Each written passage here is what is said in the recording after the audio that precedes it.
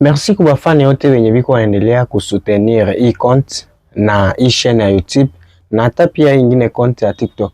Donc napenda kusema kama tunamshukuru sana na masoutien zenu. Mungu anaendelea kumanifester par rapport na vitu yenye tuko tunamiletea.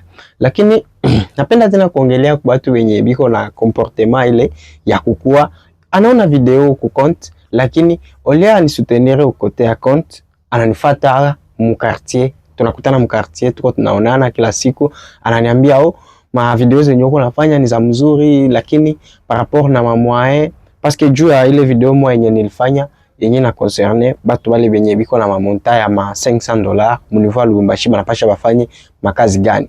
Mena ananiambia ma niveau zinazidiana, ungetafuta gisi gani ya kufanya ma video ingine yenye ya batu benye biko na mamonta ya chini ya kusema ma $100, ma 200, ma 300. Donc uangalie gisi gani utafanya ingine ma video yenye na concerne wale watu maybe kuna ile mamwae. Ndio ulifanya mzuri kunifuata kuniambia vile mu quartier, lakini ingekuwa mzuri zaidi kama unapata ile roho ya kunishauria hata mu compte bila vile, lakini unakuta unakia kunishauria mu quartier alifai tu bien sana ndio benye biko wanafuata ma video zangu za batu ba mingi ni batu ba mu quartier lakini ukinisaidia kupartager ile video itakuwa en dehors na mtu mwenye iko pa quartier na mtu mwingine mwenye iko mpei ingine.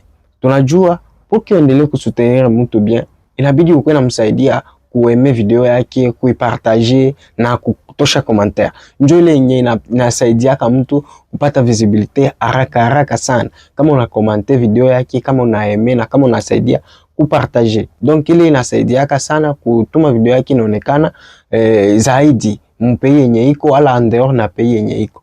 Lakini unakuta ma video niko nafanya benye biko naifuata biko mu quartier yenye niko naishi nabo, mais oya nisaidie kupartager ananikuta tena mu quartier ndio anakuwa ananifuata iko ananishauria. Bon, aufanye mbaya lakini kwa kufanya mzuri zaidi unaweza kuwa unanisaidia, unapartager video, unatosha commentaire kiloko, unaeme. Donc ile njoo iko inatusaidia kufanya nini? Kupata visibility tena sana.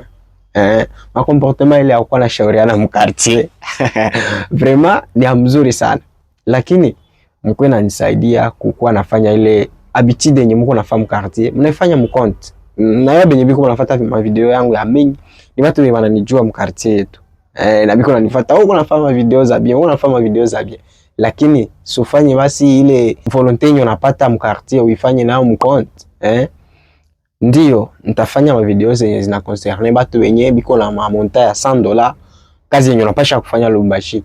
Batu wenye biko na mamonta ya $200 nitafanya ma video zenu. Donc mjiprepare kila kitu, niko na kiarranger.